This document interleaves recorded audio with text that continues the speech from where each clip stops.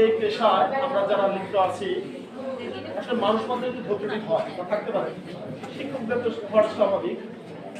আপনাদেরকে আশ্বস্ত করতে চাই, আমার পূর্ববর্তী শিক্ষক যে বলে গেলেন জাহিদুল ইসলাম, আমি ভালো রেজাল্ট করতে হলে আমাদের কি কি প্রয়োজন, যদি ঘাটতি থাকে তাহলে কিন্তু সম্ভব না।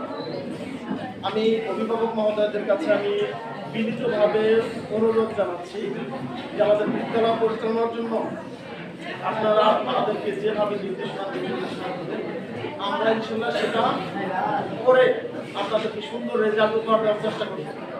আর বিগত সালের যে রেজাল্টগুলো আছে আমরা শুধু আমাদের গুণায় নিয়ে থাকলে চলবে না।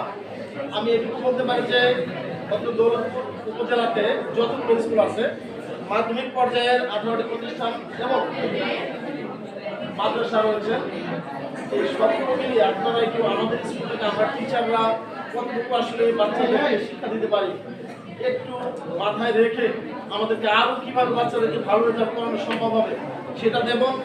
আশা করি যে দৌলতপুর স্কুল যদি একটা স্কুলের টিচাররা পারে আমরা ইনশাআল্লাহ টিচাররাও আপনাদেরকে সুন্দর রেজাল্ট উপহার দিতে পারবো ইনশাআল্লাহ, সেটা বলতে পারছি। আমি এ পর্যায়ে বক্তব্য রাখার জন্য সবিনয় অনুরোধ জানাচ্ছি বিশিষ্ট ব্যবসায়ী, আমাদের বিদ্যালয়ে সবসময় দেখাশোনা করে যে কোনো সময় আমরা তাকে ডাকলে পেয়ে থাকি, জনাব মোহাম্মদ হাবিবুর রহমান ভাইকে আমি দিক নির্দেশনা বক্তব্য রাখার জন্য সবিনয় অনুরোধ জানাচ্ছি।